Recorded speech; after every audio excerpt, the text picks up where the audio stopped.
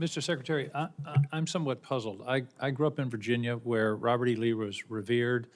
I think when I was a kid, his birthday was a school holiday.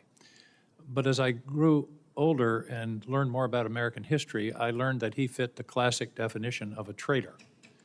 He took up arms against his country. He broke his oath as a member of the United States Army, which he took upon entering his career at West Point. Why are you going through these incredible gymnastics, finding current soldiers or other soldiers to rename? And you slipped a minute ago. You said we're returning these bases to their original names. Robert E. Lee, leading general of the Confederacy, Pickett, the other names. Why are you doing this? I don't understand what the motivation is to rename bases for people who took up arms against their country on behalf of slavery. What possible motivation can there be for this? Who is telling you to do this? Who is urging you to do this? Oh, he's a racist piece of shit, and he's being told to do this by the President of the United States, who's also a racist piece of shit. I'm not sure why you're confused. And you know, I applaud the effort, but we got to stop bullshitting with these people. We got to stop sitting there going, I'm kind of confused. What are you doing? Here's what I would have said. Mr. Hexeth, you're a racist piece of shit. The only reason why you're restoring the names of these Confederate people, these Confederate generals, is because you're racist, and so is your boss, Donald Trump. And I'm just here to tell you that I'm going to do everything I can to fight against this racist-ass regime. Okay, I yield back, because pretending you don't know or giving him an opportunity to give you an answer just pretty much like validates the dude. And there's no reason to do that. He's racist. Donald Trump's racist. This entire administration is racist, and they got a bunch of bootlickers who are co-signing on their racism. And here's the problem. When you give him an opportunity to answer these questions like they're legitimate, then he gives these ass answers that we should not be legitimizing. Senator, the veterans and service members across the country who have deployed from Fort Bragg or Fort Benning or Fort Hood or Fort Pickett, there's a legacy, there's a connection to those bases and to those places, to what they trained for there, what they did for, and what they came home back to. That matters to them. Ask enough of them, as I do, all the time, before and later. And we recognize the service of those who were put into the replacement. No one's disputing that. I would never dispute that.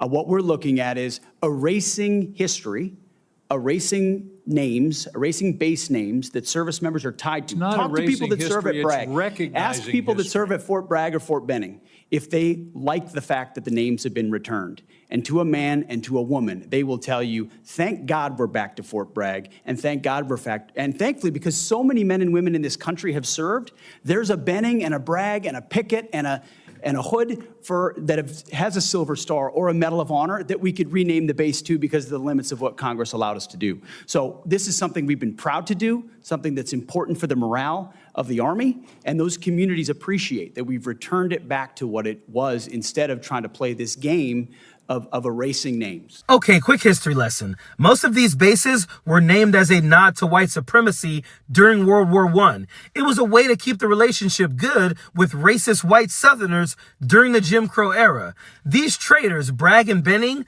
were staunch supporters of slavery. They excitedly took up arms against American soldiers to defend the preservation of slavery because they hated black people and the idea of us prospering. Drunken Pete knows this, and he loves it because he also hates the idea of black people in America prospering. If Pete had his way, and he's damn sure trying, he'd gladly have us back in the Jim Crow era. And not one service member has ever said, thank God it's back to Bragg or Benning. In fact, when they are no longer enlisted and allowed to speak out, many of them say, why the hell would we have bases named after traitors? So Pukeface Pete is a racist and a liar. This administration loves traitors who are racist. This is why they're restoring those names. History is taught in schools and in museums. We don't need statues of traitors or monuments of traitors, and Senator Tammy Duckworth says it best. You're focusing on renaming basis for Confederate generals. You said just now to Senator King that to a man and to a woman, we would rather be associated with the old Confederate names. Well, I am one of those women. I served at Fort Rucker, Alabama, a base that was named for a traitor who took arms against the United States of America, led troops who killed Americans.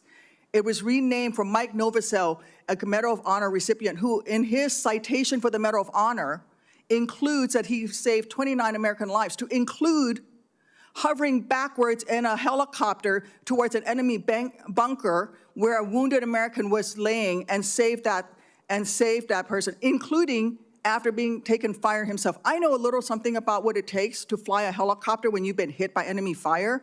That was heroic. I'd rather be associated with Mike Novosel than a failed Confederate traitor. And this is the problem with having unqualified yes men like Pete Hegseth in positions of power. They're not there to question or provide responsible advice to Donald Trump. They're there to say yes, sir, and no, sir. Drunken Pete is mentally a child. He would be known as one of the most failed secretaries of defense in the history of this country. There's never been someone as dumb as this guy to hold a spot in a cabinet ever. And mark my words, one day, Donald Trump will be saying the same thing about him as well. If you haven't yet, make sure you guys share my content and subscribe to my page. It doesn't cost you a thing, but it does a lot to help me continue making content. As always, I appreciate your support. Period. Don't want no enemies or ops. Envy in they heart, I tell them stop. Vacation on the yacht.